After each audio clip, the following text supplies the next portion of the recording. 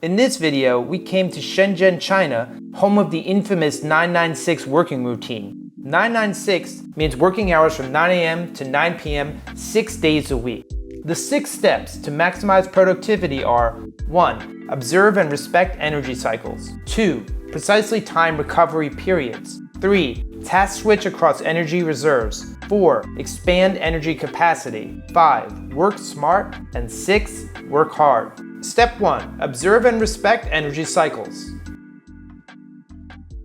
In the video, Why Does Life Happen in Cycles?, we discuss short and long-term cycles such as market patterns and historical shifts.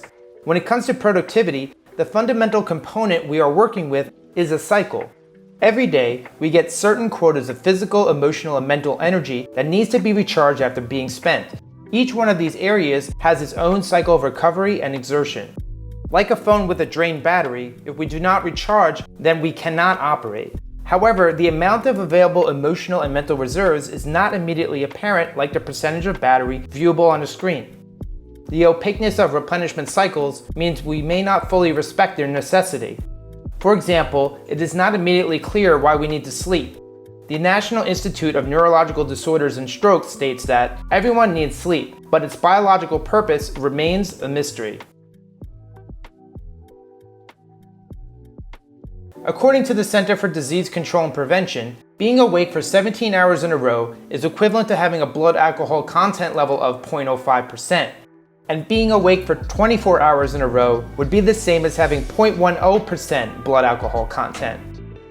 According to an article by the National Center for Biotechnology Innovation, or NCBI, entitled Understanding Mental Fatigue and Its Detection, research has shown that mentally fatigued individuals tend to have decreased performance in cognitive tasks that require vigilance, sustained attention, and divided attention.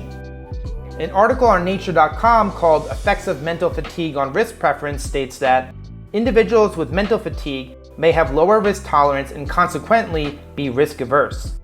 In the video, Listening Brings Power, we discuss how strong observational skills are key to high efficacy. The nebulous nature of recovery implies that we must pay special attention to see where we currently stand in the restorative cycle. When someone cannot see when a mode of energy has been depleted, we can say that they are suffering from recovery blindness.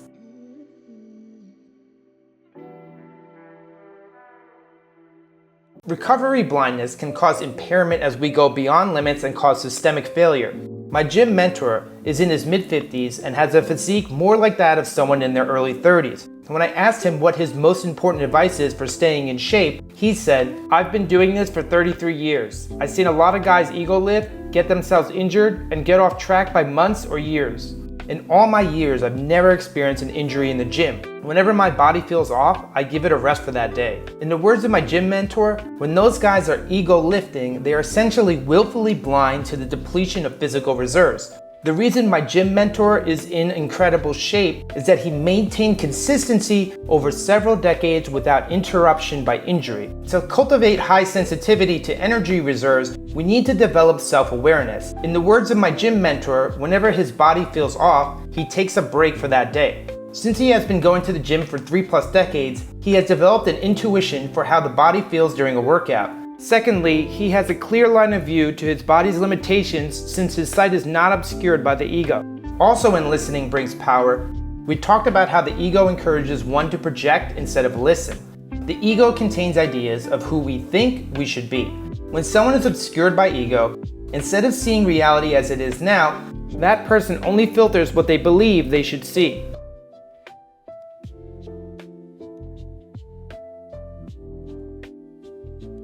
Step 2. Precisely timed recovery periods.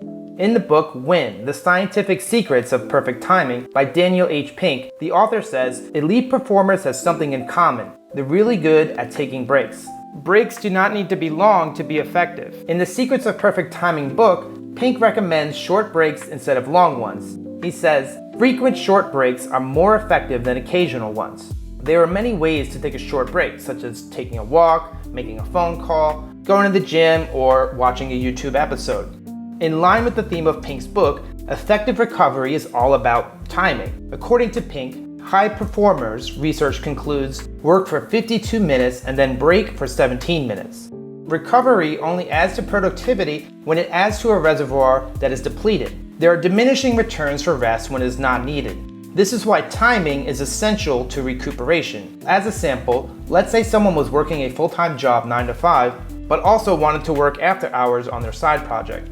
This person has a choice of either trying to power through the entire day or resting between their full-time job and side project. If this person tries to go straight from the office to their side project, it's more likely they will be lethargic and less effective. In this way, the same length of a break has a different level of effectiveness depending on where it's timed. As mentioned by Pink, high performers know exactly when breaks will produce the highest amount of recovery.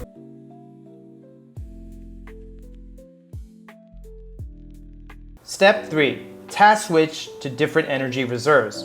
Each person has a somewhat logically separated energy reservoir for emotional, mental, and physical tasks. The NCBI article states that mental fatigue and physical fatigue are two separate entities. NCBI also further differentiates stress from mental fatigue. Stress and mental fatigue can be differentiated based on their inducers. The mechanisms underlying stress and mental fatigue are different and produce biobehavioral states that are distinguishable. Each one of these reserves has different levels of power available and requires different types of restorative methods. We can leverage the trick that one type of work is experienced as a break from the other. Going to the gym feels like a break when we have been doing cognitive work all day. If someone socializes too much, then reading a book alone would be a reprieve from too much conversation. Finally, we can continue to be productive while feeling lower energy if we find the appropriate tasks, such as performing errands with low cognitive effort. While we are taking a break from one type of labor, we can switch to a different type and keep going. Let's say someone was working on a cognitively demanding task such as writing an article. After they deplete the available active energy for writing, they can use passive energy to watch instructional videos on how to write better content. We can switch between different tasks within the same project to continue to operate. Let's say you're working on a presentation. After you experience fatigue from writing too many slides, you could switch to doing research on the topic at hand. In the case of YouTube, you could switch from writing the script to editing the video. There is a different reserve available for high-effort tasks versus low-effort tasks. To write a good script, we need to be mentally alert, which is most likely to occur when we are most awake and during long stretches of concentration. However, putting away laundry or cleaning one's apartment does not require focused periods of concentration or mental alertness. If someone has 30 or so minutes between two tasks, they can still use this time to complete less cognitively demanding tasks.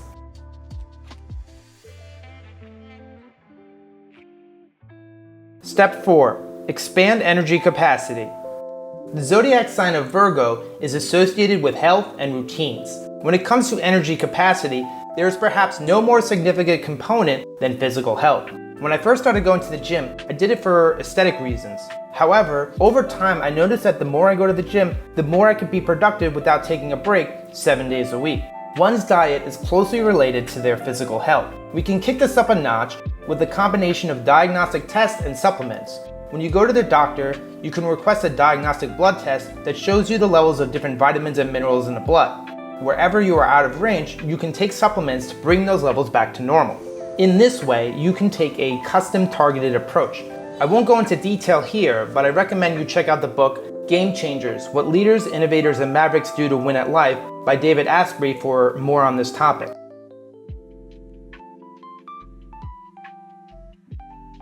Step 5. Working smart. To put in perspective the potential difference between working smart versus working hard, picture a farmer in the 1800s working with hand tools instead of a farm tractor. Even if that farmer works at the most excruciatingly difficult pace, their output will only ever be a fraction of a farmer who has a farm tractor. The maximum output of working hard is capped since a single person can only do so much. Therefore, productivity gains from working hard are usually linear. However, the output gains from working smart can be exponential. Working smart comes from combining available knowledge and applying innovation. When I was learning how to become a software engineer, I first learned from the existing body of knowledge at university. Although at first I was able to code solutions when requested, I did so in a disorganized way. In my first full-time engineer role, my coworkers introduced me to the clean code method, which greatly increased the efficiency of my code. As a more experienced engineer, I could barely stomach looking at code I wrote earlier that I was once proud of. I didn't really change as a person, but rather the way I approached the problem. While many personal development coaches preach the benefits of working extended hours, simply working long hours can only contribute to linear growth as opposed to the potential non-linear expansion of working smart.